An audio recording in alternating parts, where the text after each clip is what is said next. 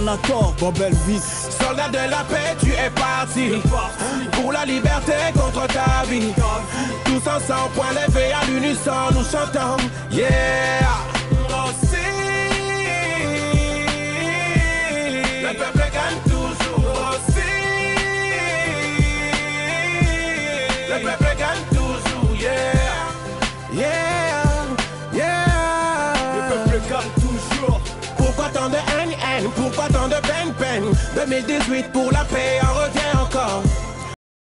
Ok, voilà, c'est JP Makoma. Toza awa na bar, na moko babengi bar na kanto Zouk. So toye na mboko oyo, c'est parce que omoni ba mbongo ni surtout oyo et iba na Congo. La plupart ya mbongo wana eza awa na ba banque awa na Suisse et particulièrement awa na Zouk. Et précisément na ville oyo babengi bar esika les grandes multinationales oyo azali ko détruire mboka na biso avandi to siège na bango eza awa na mboka oyo esika to yali ya wana biso ba congolais biso la diaspora de la Suisse to décida ki to ya ko talisa bango ke to zara contenté na musala o bango basalaka ndenge bazali ko bomba bali ko bebisa population na biso pe mboka na biso. Omoni compagnie oyo Glencore, je pense la majorité ya peuple congolais bamona reportage oyo France de Asala to mona comment ba arriver ko corrompre ba ministre congolais de manière que ba futaka ba taxe ba futaka ba mbongo oyo sengeli te pour ba minerai na biso bango bazo préférer ko so ba mbongo biloko na biso ofele bazo ba mbongo ofele. Et pendant que le peuple congolais est souffrir, le peuple congolais est à passer, le peuple congolais est violé, est pillé, et que le peuple congolais est mona o mona. Et on a biso le lot telemeli bango to yeli bango awa pour totaler ça bango que non, tout ça bazo baté que quelque part il y a un peuple, il y a quand même un groupe d'hommes oyo bazo luka solution ya mboka la bango pour mboka la biso est la sauver. Et on a to yé.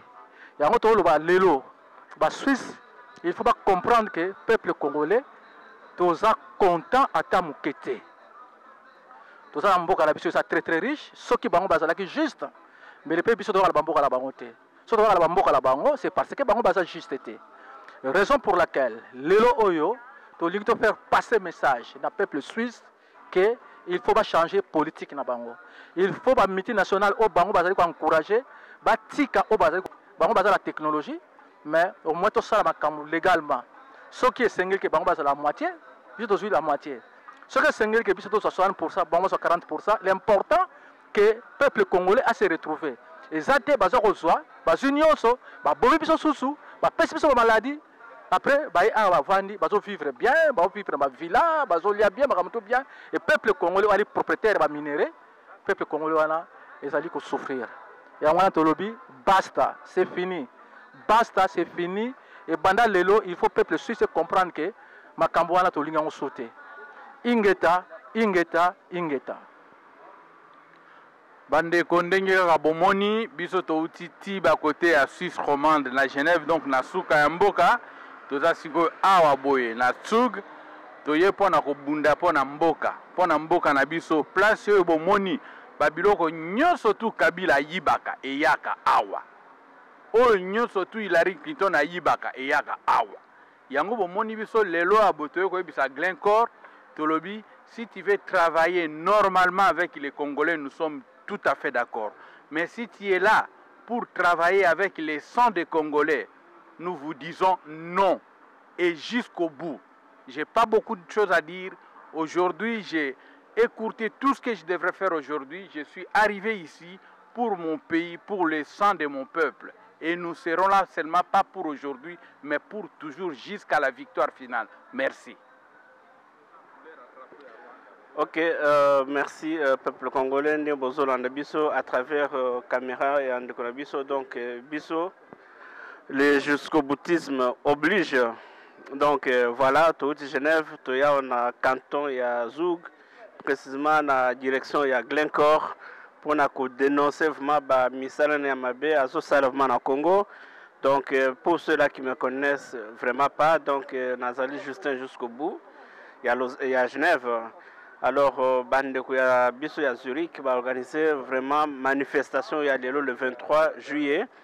Donc bao bazana nanzela tozo zela bango mapoto banda déjà en tout cas manifestation na biso.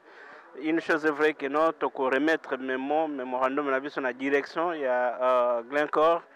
Donc voilà au moins. Donc là on parle du Congo, on est toujours présent. Donc merci aux organisateurs, merci Nande Konabiso, Azuzabiso Babilili. En tout cas pour le Congo, nous irons jusqu'au bout. Merci. Mbote batata ba mama bandeko bana Congo bayenkita ya mboka ya Congo soki lelo toye awa na mboka oyo eza mboka moko na kati ya Suisse na Zug awa ezali bar donc tina toye awa eza pona ko dénoncer côté les mela ba miyibi oyo baza ko sala ke bana ya Congo balelaka bana ya Congo bakufaka bana ya Congo bamonaka pasi et puis bango basoutenaka ba politicien o to benga ba politicien ya Congo bakoka koyiba biso bakoka kosala ndenge baza kosala yango wana biso tolobaki marche o toye lelo awa kotelemela bato oyo toye pona kobina te toye pona koyemba te toye pona tolakisa bango ke biso tolembi et puis ba makita na bango oyo baza kozwila nkita na biso toyebi yango toye lelo tolobi ke assez tolembi mboka wana eza ya mboka ya bana Congo et soki bango balingi ko négocier na bana ya Congo il faut ba négocier na biso bana Congo batika koyela biso ba paya o baza ko boma biso pona bazwa kan kita na biso na ndenge o bango balingi donc eza ko ba fongolele bango porte bazwa bakende donc biso to ye awa lelo pona to kokuta na bango to solo na bango pona ko yebisa bango ke to lembi sikoyo pouvoir na biso ya bana mboka to linto zo yango biso moko soki bino ba mibi o bolingi nkita na biso il faut bosolo na biso bana ya Congo biso ba congolais tokoyokana na bino ndenge nini mikoleko ya bokobanda kozwa nkita oyo ya biso e nini oyo biso tokozana ngo posa pona bana ya Congo bameka ko se retrouver na nkita oyo bakoko batikela biso mabele bakoko batikela biso oyo biso tokotikela bana na biso pe bana na biso bakotikela bana na bango bakokoloko na biso tokolowa mwa mingi te sikoyo pona tobandi te toza kokutana ndamu nde tozali awa me bolanda kaka événement ngo ndenge ezokokende na ndenge tokende kokutana na bato yango nayebisi bino na Congo ingeta on est ensemble toyika piko toyika mpika topika pende po ete mabele wana eza ya biso ingeta bandeko ba congolais ba mama congolaise na bana ya avenir ya Congo biso ba oyo totambolaka lelo pe to otambola lelo na bar eza na canton ya Zug na Suisse bandeko bauti koleka ko expliquer bino pona nini toye awa kotambola bitumba na biso ezalaka pona kozongisa bopeto pe dignité ya mboka oyo bapaya bakoma koya kozwa mpe non seulement bazwa bakoma koboma biso lokolo bo mpese ngungi kutu moko akimaka nzinzi na moi so ozwe na nsima te oboma ye te yango wana tokomi koluka koboma banzinzi oyo na nsima elobi boye mpo bato oyo baza koboma mboka baza koyiba na mboka toye koyebisa bato na bango oyo bazaka bakomplisi na bango bakompani oyo exploita Congo etala te ke toyebi bango toyebi ke non seulement na baexaction na bango exaction ezali mabe nyonso bango baza kosala sans kokipe moral toyebi yango congolais toyebi ke tozalaka pacifique oyo nyonso baya nzinga bakotisa bitumba na mboka na biso balinga bazwa mabele balinga bazwa richesse totala bango tokabolaka bango tokolaka bango mais oyo ekomi ya kobomaka biso ya kodeplasaka biso mpona kozwa mokili na biso yango wana nde toza koboyela projet ya balkanisation ezali mpona intérêt ya bamultinationaux c'est-à-dire soki bakaboli Kivu bakaboli Congo ekozala basala na bato bango batiaka po bakoka koexploite Congo au détriment ya peuple congolais sans moralité. Yango wana lelo non seulement eza Glen Koro toyeli lelo parce que asomba miba na prima ngondo abomaka na Congo azwaka nyonso akendaka nango afutaka te mbongo ya ndambu bapesaka yango na bakabila batiaka na babanko boyokaki ebimisaki makambo ya ba Panama Papers. Soki toza na bakonzi oyo baza telema bazoba bazokanisaka soki babombi mbongo na bango libanda bakosalela yango bayebake bakosa yango na bandeko babolingo toujours quand na cadre ya combat ya libération ya Congo sans minduki na esprit nzambe atindela biso atake mama kimpavita na sima ya papa kimbangu baloba tobundela be na bomoto pe na bolingo lelo toye na bar awa pona koyebisa ba multinationaux tobandi na oya liboso ba multinational bokolimbisa monoko ebetaka libaku ba multinational nyonso oyo eza koexploite Congo au détriment ya peuple congolais et puis au prix ya makile ya Congo bayebake mokili mobimba eyebi bango et puis biso toyebi bango particulièrement toza bato bitumba te toye awa pona kolakisa mokili ke toyebi nani monguna na biso nani ennemi. Kabila asi a dégagea parce que tout un chacun, le commun de mortels sait que la République du Congo démocratique, j'entends, n'est pas régie. Ou alors ceux qui prétendent être à la tête des institutions ne sont que des fraudeurs, des tricheurs, des illégaux et des illégitimes. Pona bango, batala sima, baboti bano bazoli afriti lelo, bana ba olia kimpio di lobby, soki bango babungisi te, pe basali mosala pona mokilité. Congo, eza ya ba Congolais, eza Congo ya Diantotila, pas de troisième mandat pour Kabila les tricheurs, et oyaye ba complice, o ba banda, ti depuis tokendaki na deuxième république, ba kima ba kosa, toyebi bino, ingeta, la démocratie vaincra et le peuple congolais, congolais. Pour congolais a combien à côté à Kivu? A outa moyandanda alobi yaza congolais, biso zaba congolais. Ya malili, ya el ya malili, na ya le. Émotion eyaka na makambo ya Congo bokolimbisa, mais toyebisi bino boye ingeta toza ebele lelo na bar pour nako dénoncer la mainmise des multinationales, notamment Glencore, sur les richesses du Congo. Pacifiquement, na esprit nzamba kela mokili oyo na kolanda liloba ya mama Kipanvita na papa Simo Kimbangu. Ingeta, bienvenue Silou na bar.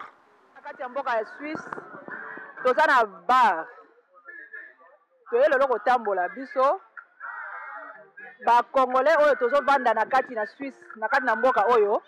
Toye kotambola po to soutenir bandeko na biso oyo batikala na Congo. Congo Kinshasa.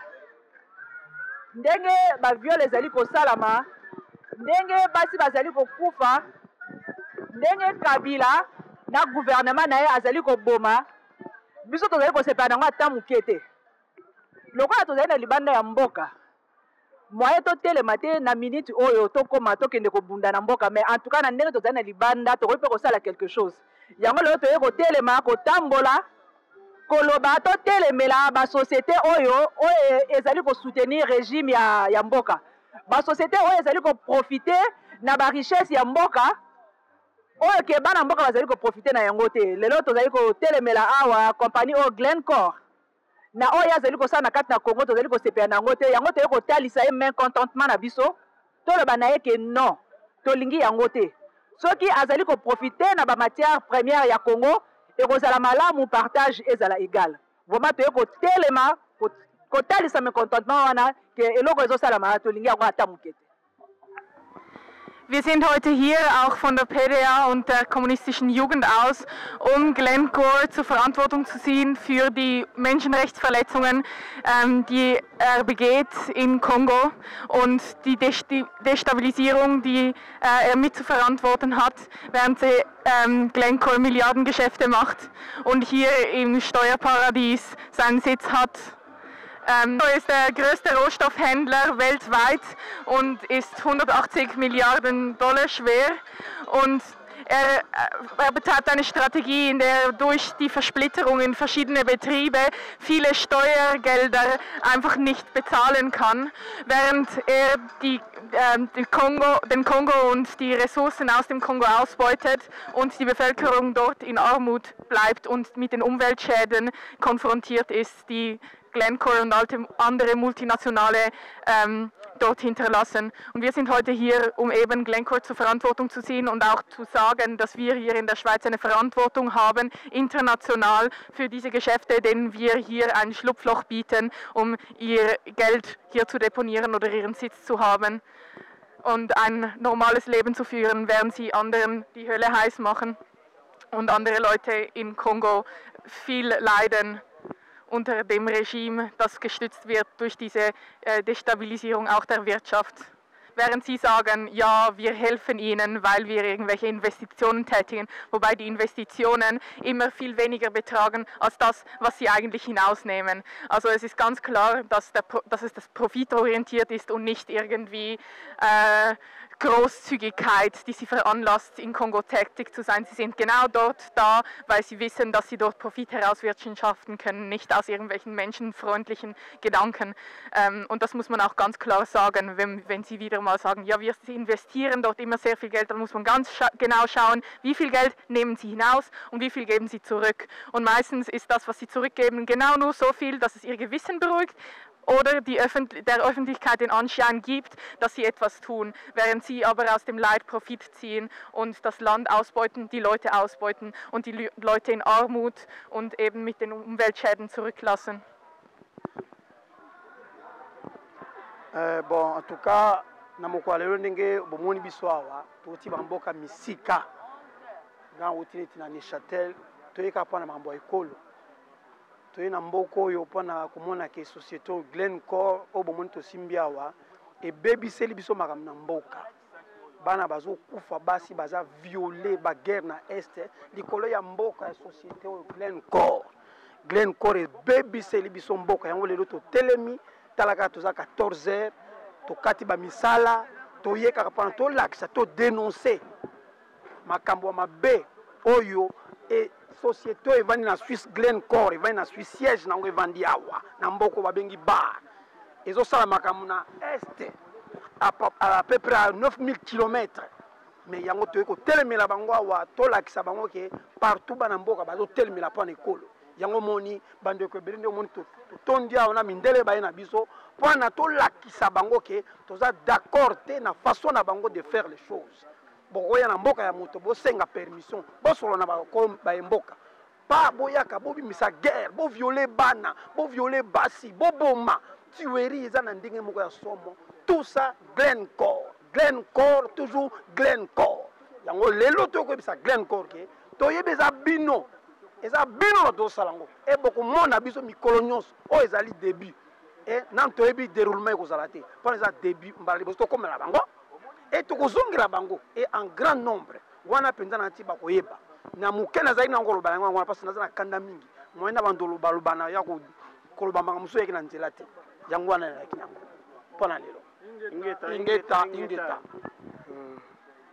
toye awa parce que to prendre conscience il y a enjeu ezali na niveau mondial pour na pays na biso Congo et toye awa pour na société Glencore toyebi que société Glencore eza société ezo exploiter ba minerais à Congo illégalement, je dis bien illégalement. Donc c'est un esprit un peu ya révolte et kotibiso to vani bamboule belé awa na kati na Suisse toyeba kate que richesse na biso et participaka na kati ya développement pe ya pays oyo mais d'une façon ya moyibi yango wana biso tokovanda ndenge wana te ke tovanda o parce que naza pasteur ou bien mpo naza nani navanda non non non non non c'est le temps que biso bacongolais to se lever to comprendre que c'est le temps que babiloko wana cessé tous ces méchancetés au bazo que exploiter peuple bazo sala tanzela moko te bazo sala ba contrat moko illégal na ba gouvernement moko illégal et vraiment je ne pouvais pas rester dans ndako na vanda na suivre Angers wana sala na Congo non moi na Suisse na vandi bambule be na Suisse yango wana na yé ko vraiment ko participer na kati na événement où ils sala malelo ko yebsa Glencore que assez na makambo zo sala na Congo assez eza ko dépendre pe na yo ndeko na ngai yo mutu zotala ngai place ozali wana soki biso nous tosangani tozwi même pensée même idée na unité je pense que quelque chose va bouger na kati ya Congo. Merci beaucoup Nabino Bozolanda biso. Mobutu est parti, mais c'est un diable qui est en train de porter le chapeau de Mobutu. C'est cette image qu'on a aujourd'hui. C'est-à-dire, c'est la marionnette. Peuple, vous devez être vigilants. Vous devez être prêts à affronter la vérité. La vérité est que Kabila, Kanambe n'a plus de légitimité. La vérité est que le faiseur de puissants veulent nous imposer une autre marionnette.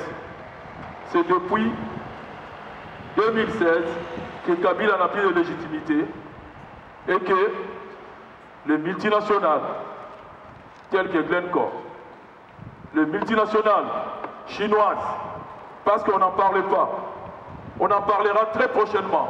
On ira voir les Chinois, parce que c'est les Chinois qui essayent maintenant de prendre la place de ce que les autres font. Viele hier haben sich gefreut, als Mobutu den Platz räumen musste. In diesem Bild sieht man, dass Kabila dass er ersetzt wird von einem Teufel und dass Kabila nichts anderes ist als eine weitere Marionette. Und die Bevölkerung muss gewappnet sein, dass auch die Interessen der Multinationalen stützt, unter anderem auch von Investoren aus China, von denen wir auch später noch sprechen werden, weil es sind diese chinesischen Unternehmen, die momentan unter dem Vorwand mit Investitionen dem Land Gutes zu tun, das Land erneut ausbeuten, den gleichen Vorwand, die die anderen Multinationalen benutzen. Deshalb, es ist eigentlich nur der gleiche Teufel mit einer neuen Fratze, aber der Hut ist dasselbe und die Interessen, die Kabila vertritt, sind die gleichen. Er ist außerdem seit 2016 illegitim an der Regierung und genau das muss der Bevölkerung klar sein. Wir müssen bewusst sein, was passiert und welche Interessen er vertritt. Mes chers amis, le collectif des Congolais de Suisse remercie tout ou toutes celles ou celui qui s'est déplacé pour venir soutenir notre cause pour cette marche solidaire qui doit partir des poches tracées vers le siège de Glencore. Nous avons eu la possibilité que les autorités nous ont donné l'autorisation. Je vous prie, personnellement, en marchant vers Glencore, de ne pas casser des choses dans la rue, parce que vous ne l'êtes pas. Vous êtes des personnes qui sont là pour une marche pacifique. Nous allons marcher vers Glencore et déposer un mémo. Liebe Freundinnen und Freunde, das kongolesische Kollektiv der Schweiz bedankt sich sehr herzlich, dass ihr heute hierher gekommen sind, um unsere Sache zu unterstützen.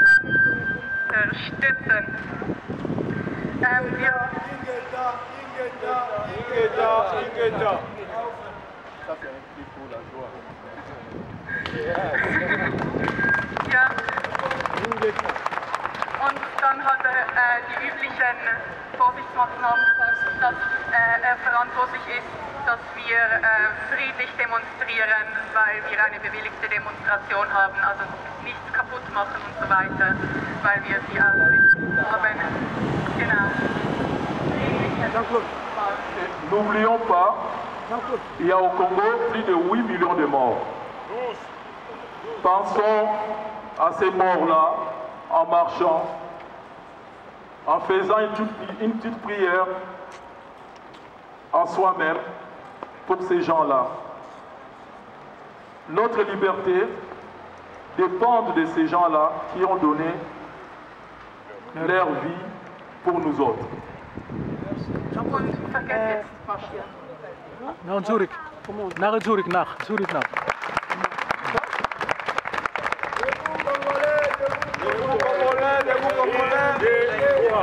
Debout Congolais, unis par les sorts, unis par l'effort, l'indépendance descend au front, notre amouré, et vous de bons, prenons le plus bel élan dans la paix, dans la paix.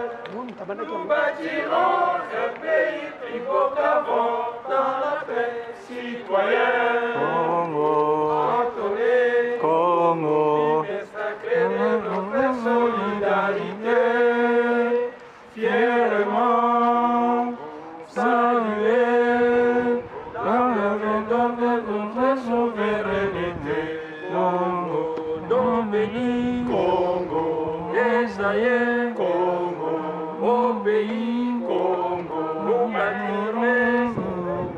bâtirons nos soleils, nous assurerons dans la paix. Dans tes joies, nous soleil, jour sacré de liberté, jour sacré de liberté, serment de liberté, que nous léguons à notre postérité pour toujours. Ingeta, Ingeta, Ingeta. Il n'y a pas de musique congolaise là. Non, c'est faux, hein. Ouais, mais c'est vrai, hein. Caméra, c'est faux.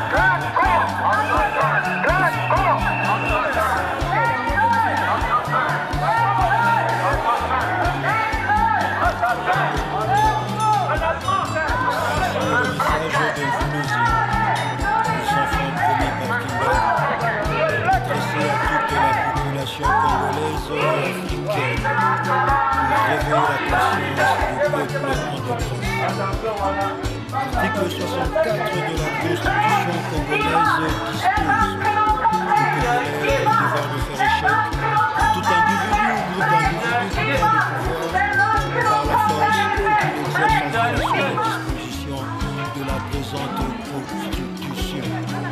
Debout Congolais est la thème que nous chantons tous sur le cœur. Internationale solidarité. Internationale solidarité. Internationale solidarité.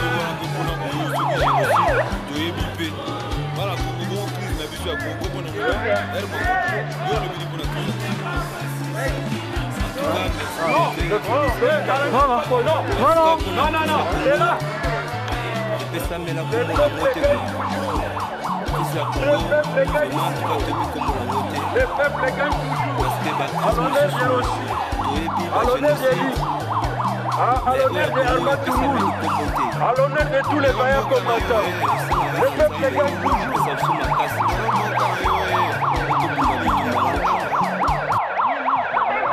Und dem Reichtum des kongolesischen Volkes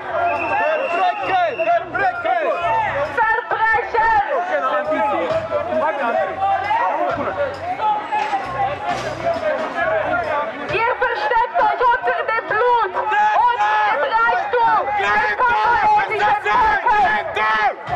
Glencore! Assassin! Glencore! Assassin! Glencore!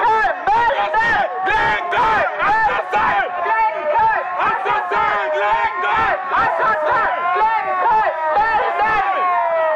Glencore will sein Konto mit Blut aus dem Kongo! Glencore will sein Konto mit Blut aus dem Kongo! Glencore will sein Konto mit Blut aus dem Kongo!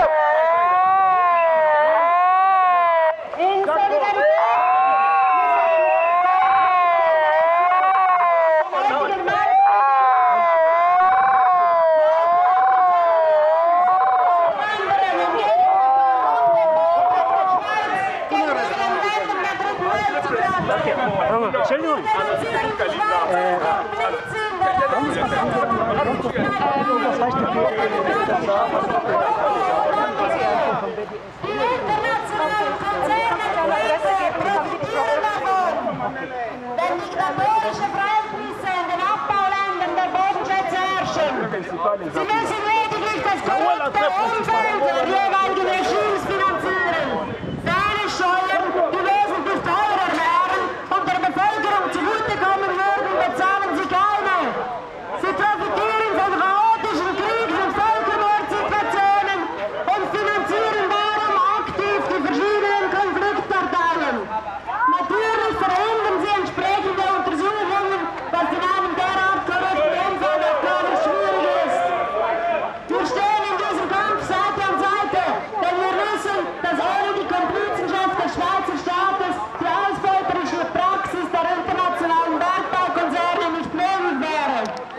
Glencore, Colmar-Gruppe, ASF und Louisiana Heißen transferieren ihre Gewinne aus den jeweiligen Abbauländern in die Schweiz, den sicheren Hafen für internationale Verantwortung.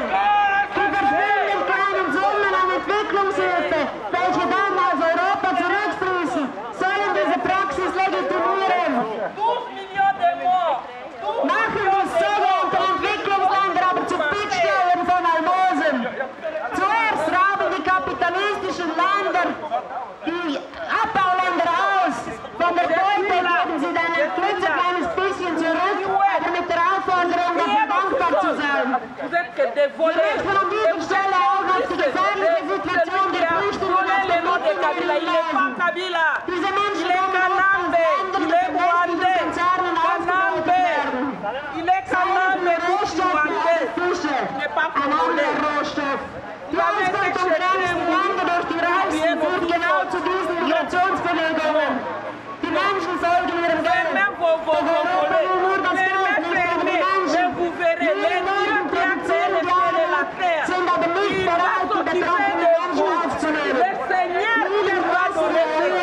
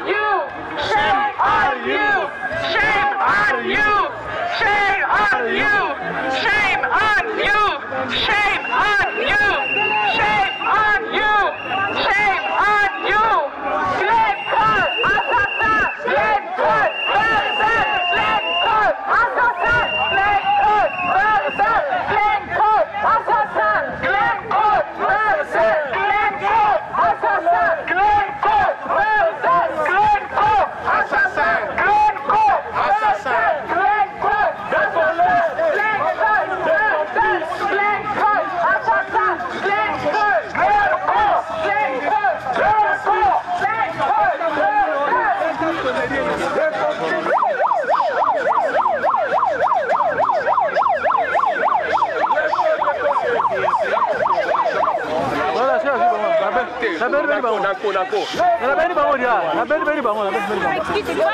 Hakimi, C'était avant?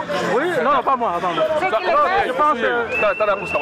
L'autre là, il est quelque part.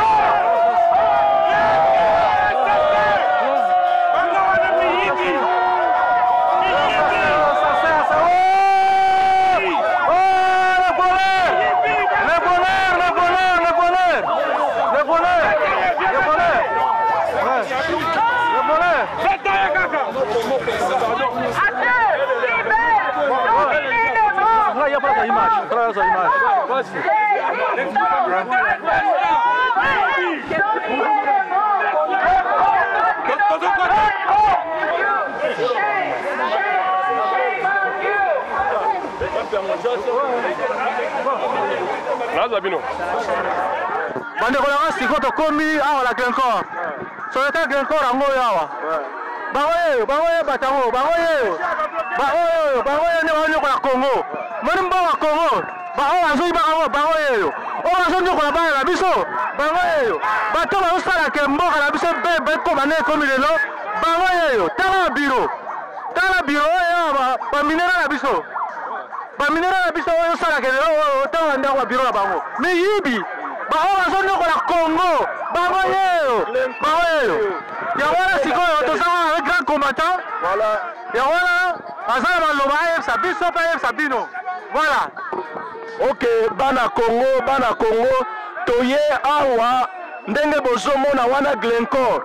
Glencore ezali société oyo yibaka mabanga ya Congo, epesa ngo na Mercedes, epesa na Renault, epesa na Audi, epesa na BMW, epesa na Toyota. Bango nde bato bazopesa Kabila mbongo. Soki bomoni Kabila zotika mandefu ekoma pembe, ezali pona mbongo ya bato oyo. Yango tolukaki bango na mwinda, toyeti awa tomona esika babatamaka. Oyo nyonso baye baza bavaya combattant. Totomoli marche na biso ya lelo epai ya Rossi Mukendi. Totomoli marche na biso ya lelo epai ya Louis Kulula. Totomoli marche na biso ya lelo na bana Congo nyonso bazobunda mpona mboka. Toye awa mpona ntina mboka. Yango toye kolobela. Yango nde toye kolobela. Batu oyo bango nde bato bazozwa mabanga na biso. Bana Congo bazolala nzala. Yango tolukeli bino bango toyeti na kati esika oyo. Yango napesi merci na papa Jupe Mankoma na ndenge oyeti na kati esika oyo poko kabola na biso esengo oyo. Toye bakomona vraiment na lokumu bana Congo nyonso boyebaka biso nyonso totelema po tobundela mboka. Mboka tozala ngo eza kaka moko. Nzamba pambola bino, topesa bino suite après, topesa bino suite. Bande comme susu bakoloba, topesa bino suite. Ba misusu basi bakoti kuna. OK. Yakabo.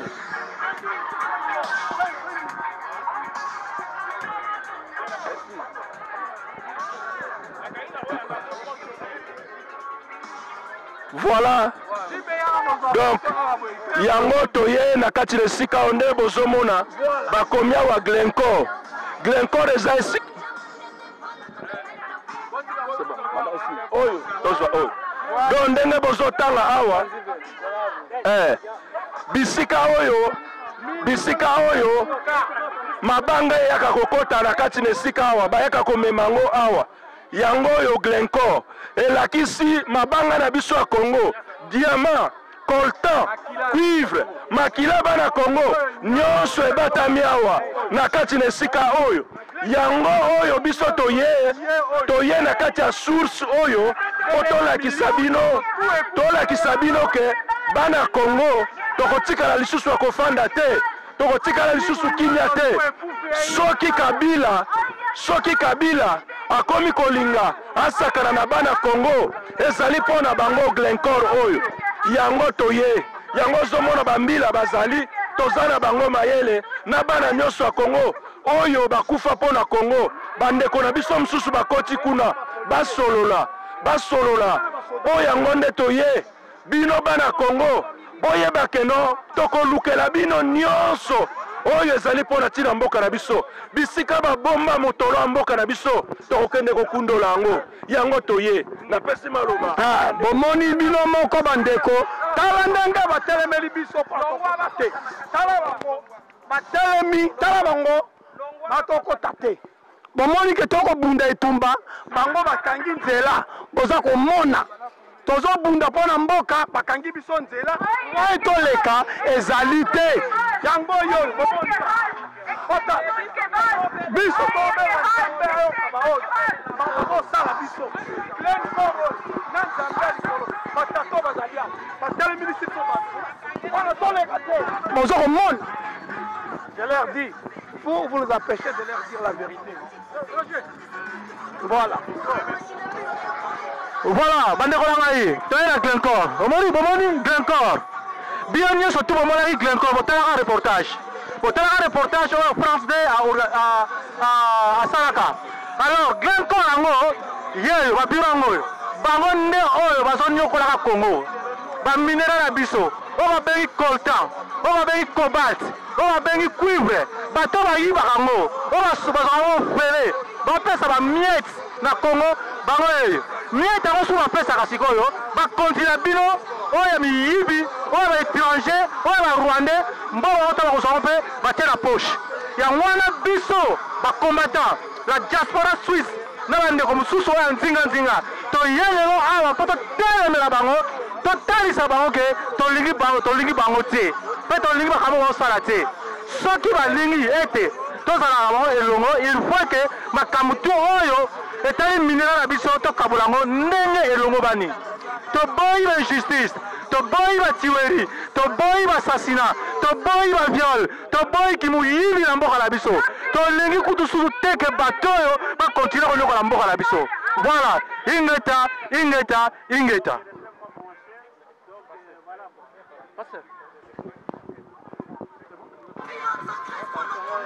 Oui, nous sommes devant le siège de Glen Cor. Nous sommes devant le siège de Glen Cor. Nous nous réjouissons pour la mobilisation, la façon dont le peuple s'est mobilisé. Je vois mes frères qui viennent de Neuchâtel, les autres qui viennent de partout, de Basel. Nous nous réjouissons parce que le Congolais est debout. Alors voilà la société qui est en train de causer de peine pour le peuple. Voilà ceux qui sont en train de piller les minéraux du Congo au moment où le Congo devrait être riche, renommé mondial, mais le Congo reçoit simplement les miettes. Voilà, le peuple de Congo doit se soulever pour se libérer. Aucun peuple ne sera libéré par une autre puissance, mais le peuple se libère seul. Avec la grâce de Dieu que nous avons, nous voudrons que le peuple de Dieu soit libéré, le peuple du Congo soit libéré. Ingeta. Makambu ona assista mingite, mais lelo comme par hasard na obina ya na natala. Na comprendre que toi na souffrance. Ce qui totali batu ba ozinda la bama il faut ba ko retrouver Europe awa. Bazo dinda pa ba ko senga asile. Na la télévision na ebate pourquoi. Le pourquoi ezali ba richesse na biso mingi ya Afrique et ya kakoto tozo souffrir bango ba ndelo côté la mabele na bango mais baza bien biso to ana nyonso okobanda banda na nord na sud en tout cas richesse moko eza na Afrique surtout na Congo ponga na botami kuna mais tozo na elo côté ya koli ezate ça fait 23 ans na mboka oyo mais ceux qui n'ont pas ça 23 ans na Congo peut-être na za na vie na ngote lelo batu ba se retrouver te batu ba na pasi il faut ba konzina biso na tindi message na monsieur Kabila oza président ya Congo na bangi te bosala ngape mabete mais atindi ka message oza mutu mwindu loko abiso mindele basali salaka bango na bango bazo salisa soko tali ba image mboka la bango eza kitoko pe eza propre soko tali na Congo esika ba matière première retour et outil Congo eza la salité moko ya sakana te toye ko tonda alors que to grand fa na bamboka la biso soki oza na makanisi ya bupapa mpo oza mpe na bana bavivre bien. Mais kanisa majeure minorité ya Congo ezovivre na pasi eza na eloko ya kolia te. Tozozanga même savon ya kosukola. Peut-être biso toya koto tozo se retrouver. Mais siko tokomotelema mpo na bao baa na kati kuna oyo batikali na Congo oyo baza na Afrique ebele bazokufa na mai balingi tokota mboka oyo te. Mais bino bozotinda oyo nyonso ya biso ya bien mpo esala baavenir na biso koto oyo il faut bokabola boyeba kosala part des choses biso mpe to se retrouver na makambo ya mboka na oyo ezosala ke richesse ya mboka na biso. En tout cas lelo penza nayebi te naa na mawa moko meza kati na nga nazolela libanda te naolela na kati naye komona mboka meme oyo kaka toye kosala marche soko otali yango Gombe kuta etelema te. Siko kote nini ya bien oyo biso tokokumisa mpe na Congo bisika matière première ezowuta eza salite eza na eloko te. Siko toye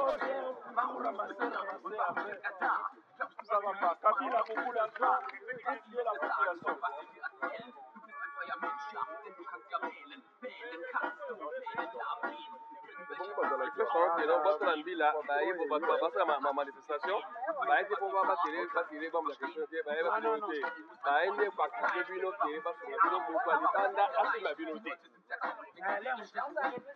ya ba ne ngwana na musu ya ba ne ngwana ende ngwana na dula ba ba na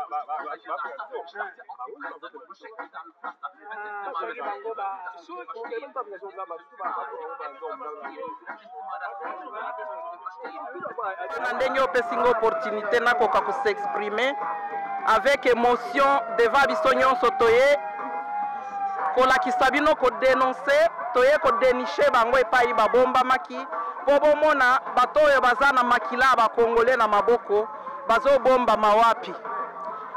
Naza na mingi ya koloba te seulement nazoloba boye bomoni oyo euti koleka na Rwanda baninga bazalaki koyoka na babongisi makambo tomoni mpe mosala totika bavuvuzwela ya ba internet nano to se replier toluka kotala nini toki kosala mpo mboka na biso mama Congo azali na pasi na biso meme toza wa libanda toza na kimia te bokanisa teke toza bien tozolia peut-être tozozanga biloko ya kolia te me mitema na biso ezaka kuna nde na Congo botala depuis makambo ebandaki combien de bakongole bakufi na bainfarctus bakufi na makanisi bakufi mpo bazoka kutindela bino biloko ya kolia te tozomona kaka baimage ya bibembe na Congo mboka na biso natiki kaka na disposition ya bato nyonso boyeba ke soki tose replier te tosangana bomona exemple ya bautu baza kutu ebele neti biso te bomona musala basali po lere nyonso bozolobaka na internet monguna azomona baplan nyonso epui azodejouer yango vraiment bandeko na ngai bomona Glencor ye oyo epai ake kobombama moto abombama kapamba te bayebi makambo bazosala yango wana baye kobombama. Merci. Voilà, peuple congolais, compatriotes, c'est bien moi, votre vaillant combattant, votre vaillant homme, votre cheval de bataille, J.P. Mankoma. Comme c'était promis, c'est le jour J, nous sommes là, nous sommes à Bar, précisément chez Glencor. Glencor, comme vous le savez et comme on l'avait suivi une fois, une vidéo, un reportage que France 2 avait fait par rapport au vol, par rapport à la corruption que Glencor fait par rapport aux autorités congolaises. Et ils sont en train de corrompre les autorités qui sont d'abord illégitimes, qui volent nos minéraux, qui sont en train de piller le pays, et notre peuple est en train de souffrir. Nos enfants ne partent pas à l'école, nos femmes sont violées, ils ont carence de nourriture, le peuple n'a pas de transport. Et cette société que vous voyez à côté de moi, cette société-là, Glencor, dont nous voyons le bâtiment, c'est cette société-là qui est en train de piller le Congo. Ce sont eux qui sont en train de voler l'argent du Congo. Et malheureusement aussi, quand nous venons ici, ils ne se rendent même pas compte que ça cause dès que nous souffrons. Et des fois même aussi, le gouvernement est en train de nous chasser, de nous jeter dehors. Ils veulent que nous quittions la Suisse. Pendant que si nous sommes là, ce n'est pas de notre force, parce que ce sont eux qui sont en train de corrompre les gens là-bas, d'influencer les autorités là-bas. Ce sont eux qui sont en train de voler là-bas. Et raison pour laquelle nous sommes là pour vraiment réclamer cette liberté, cette justice qui a toujours manqué depuis le Congo et le Congo. C'est vrai que si les voleurs sont là pour voler, c'est parce que quelque part il y a nos autorités qui permettent cela.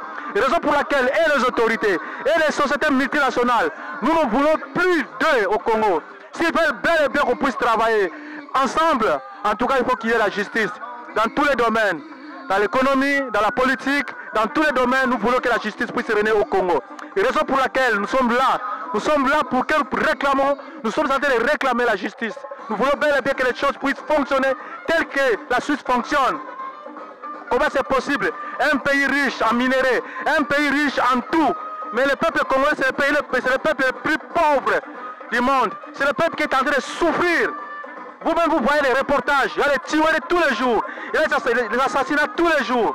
Là où Glencore est en train de voler, au Katanga là-bas, si vous partez voir, d'ailleurs vous avez déjà vu les images, c'est triste. C'est vraiment triste parce que le peuple souffre là-bas. Il y a une souffrance qui n'a pas de nom au Congo. On en a marre, on n'en veut plus, on ne veut plus de ça. Nous ne voulons plus de ça. On dit basta, nous disons basta, c'est fini. Glencore doit cesser de manipuler les autorités congolaises. Glencore doit cesser de piller le pays, de piller nos minéraux. Glencore doit être juste. Parce que la Suisse est un pays de loi, un pays qui est droit, un pays qui est juste. Et nous voulons bel et bien que Glencore puisse montrer l'exemple. Nous refusons toutes sortes d'injustices, toutes sortes de vols, toutes sortes de corruption à notre pays. Voilà. Ingeta, Ingeta, Ingeta. Merci. Sind wir heute hier an dieser Demo für die Menschen im Kongo mit der Stimme des palästinensischen Volkes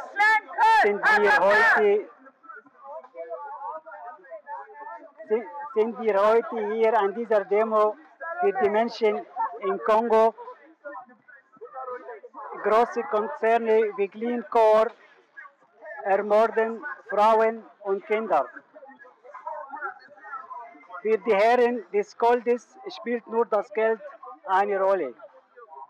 BDS Zürich ruft alle Menschen in Palästina, im Kongo und in allen Ländern auf. Nein zu Krieg, Verbrechen, Mord und Besatzung.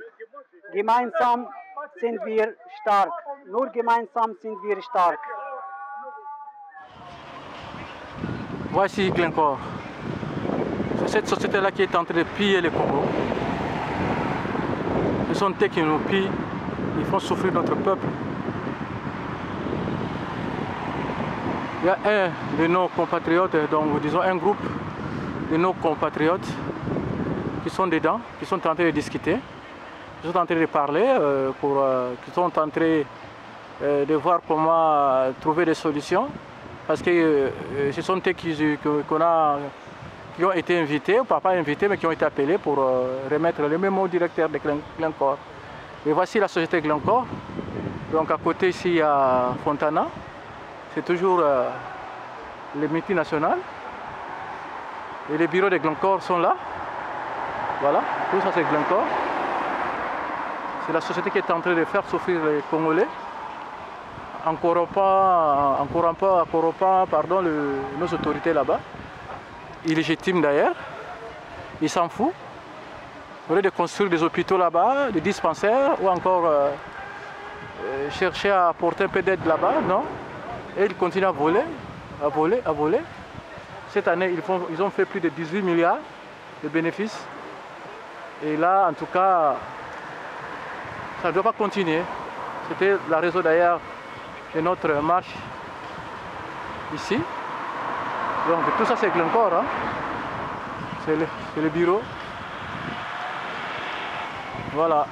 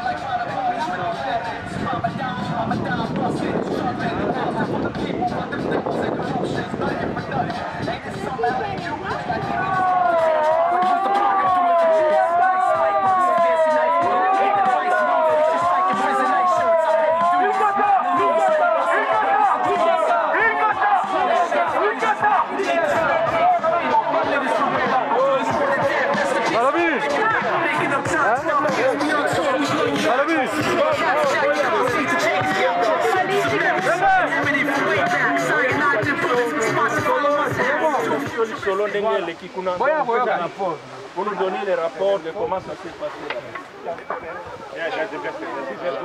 Attends d'abord, attends. Traductrice, où est la traductrice, la dame? Comme. Papa, quel est malem comme ça traduit pour la bande? Mot par mot.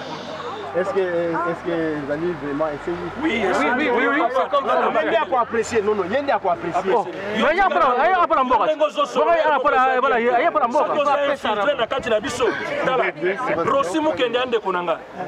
il a payé pour le Congo.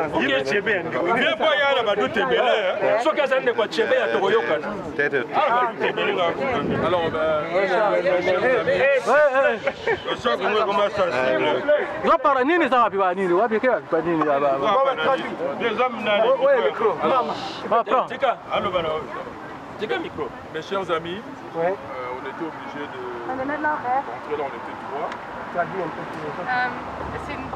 Drei von uns wurden hineingebeten. Alors on était là trois. Nous avons été reçus par les responsables juridiques, les écharpes,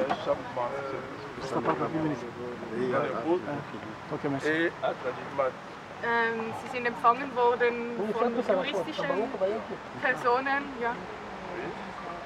Monsieur Glasenberg n'était pas là. Nous avons remis le mémorandum.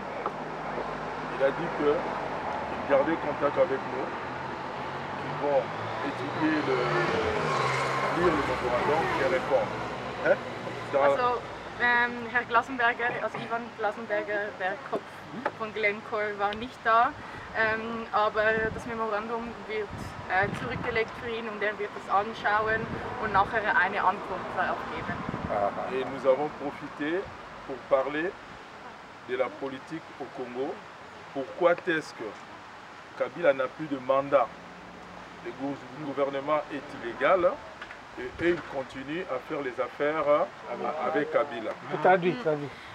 Und wir haben die Gelegenheit genutzt, um über die politische Lage in Kongo zu sprechen und darüber, weshalb das Mandat von Kabila illegal ist, warum er keine Berechtigung mehr hat, an der Macht zu sein und dass es deshalb nicht möglich sein kann, dass sie miteinander weiterhin Geschäfte betreiben. Alors là, il a essayé de nous faire comprendre que la Constitution lui donnait le droit de rester parce qu'il n'y a pas eu d'élection. Et nous avons profité pour lui dire que c'est une mauvaise lecture.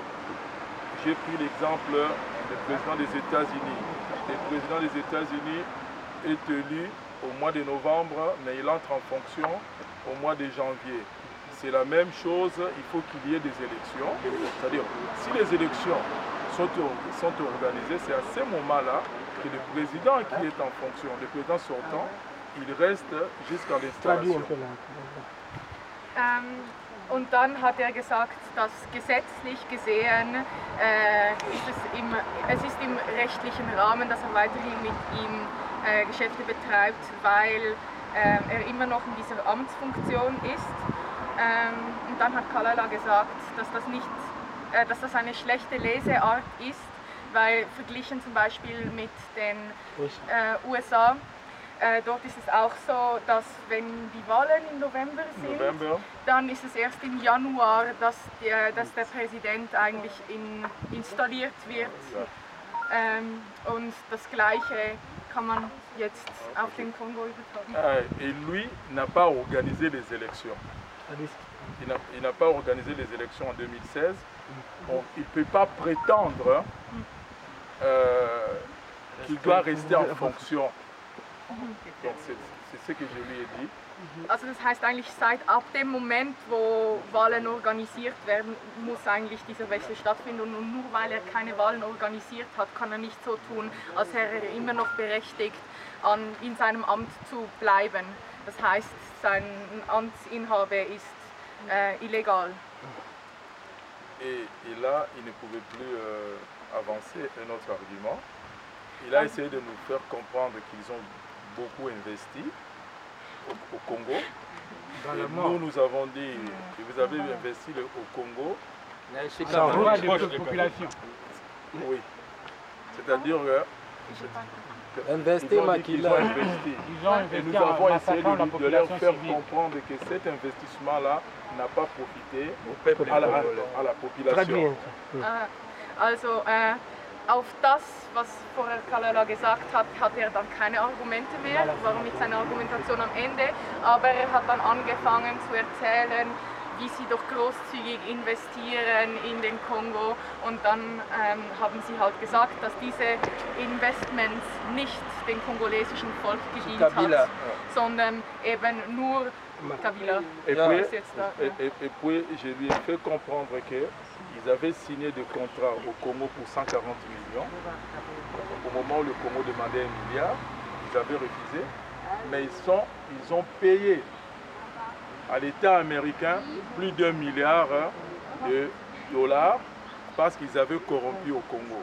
Ça montre que les profits qu'ils sont en train de tirer au Congo. Ils sont en train seulement de mentir. Ich bin mir nicht sicher, ob ich es richtig verstanden habe. Also, Sie haben einen Vertrag unterschrieben über 140 Millionen. 140 Millionen Franken zwischen Milliarden, normal ist Milliarden Vertrag, aber Sie haben gemacht nur für Genau, also es war eigentlich, ich habe 2 Milliarden Franken eigentlich, aber es waren 140 Millionen. Bea, hast du es besser verstanden? Und dann, ich habe das nicht verstanden mit den USA. J'ai dit ceci, qu'ils avaient profité. Ils ont payé 148 millions. Also sie haben gezahlt, 140 Millionen. Investi 140 millions au moment où le Congo, entre parenthèses, voulait 2 milliards et ils avaient refusé. Mais les Américains les ont menacés, ils ont été pénalisés à cause de la corruption. Also in den USA wurden sie aufgrund von Korruptionsvorwürfen wurden sie angeklagt und sie mussten 2 Millionen zahlen. Und das heißt eben, dass sie zu Unrecht profitiert haben und dass da illegale Geschäfte waren. Et là, nous avons aussi profité pour leur dire qu'au mois de septembre, nous allons revenir si Kabila reste Très bien. Ingeta! Also wir haben dann die Gelegenheit nochmal genutzt, um zu sagen, Sagst du irgendwann, wir kommen wieder, gell? Ja, Sie sind schon. Wir kommen wieder. Genau, wir kommen wieder, das ist es eigentlich. Aber das Mal wird nicht so wenig Leute, vielleicht Heute ist nicht alle Tage, wir kommen wieder, keine Frage. Und zwar, wenn Kabila an der Macht bleibt, werden wir Mitte September wieder hier sein und zeigen, wir werden nicht mehr so wenige sein, wir werden lauter sein, wir werden mehr sein. Qu'ils sont le peuple ou pour Kabila. La question ne se pose pas parce que, chers amis, comme vous pouvez le comprendre, ils sont complices de Kabila.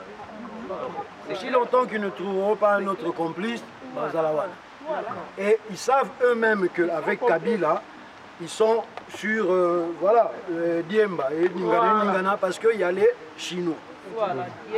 Naba demande Nabiso, comme on leur a demandé, de considérer que tout le contrat qu'ils font avec un gouvernement illégitime est à considérer aussi léonin, ils le savent. Léonin, contrat bidon, eine falsche Vertrag. Also so wie ich es verstanden habe, war die Frage, mit wem arbeiten Sie dann eigentlich zusammen? Sind die Investitionen eben für das kongolesische Volk oder für Kabila? Und dann hat Javelu gesagt, ganz klar ist zu sehen, dass sie im Bett sind mit Kabila.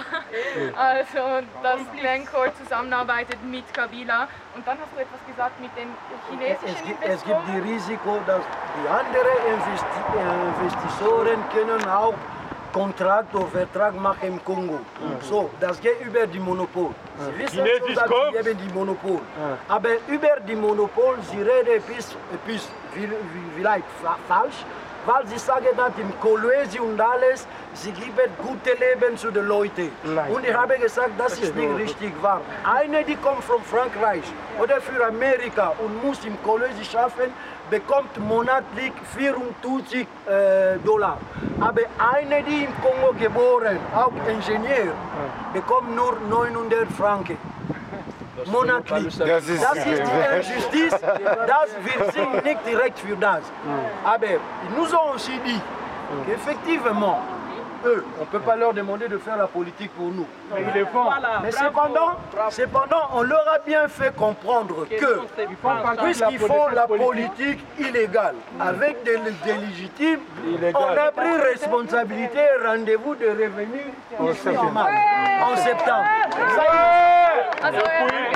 Est-ce qu'ils ont une approche du peuple congolais? Est-ce qu'ils vont souvent au Congo? Le monsieur qu'on a vu a un avion qui ne descend même pas. C'est-à-dire c'est lui qui va dans l'avion pour aller au Kolwezi. Donc il fait le Congo par mois 6 fois. Alors imaginez quelqu'un qui en 3 mois fait le Congo 6 fois. Vous savez ce que ça veut dire. Bref, mes chers amis, comme nous sommes venus volontairement, pacifiquement, l'espion Zambasala, promet ces alliés Kabou, à Otoza et Béli. Mais Ebeli en septembre, mobilisation. Donc, on s'est attendu. Déjà, c'est un point qu'on a atteint déjà. On n'attend pas que eux changent le gouvernement, mais qui savent que s'ils font des contrats avec des illégaux, nous les considérons comme des illégaux. Et puis, pour finir, je lui ai montré cette image. Il a même, si c'est un instant, c'est très important. Je lui ai montré cette image. Il a pris photo. Nous ne voulons plus qu'on nous fasse croire qu'il y a eu changement. Or, on va se retrouver avec la même situation. Merci beaucoup. Donc, c'était ça. Merci beaucoup. Merci.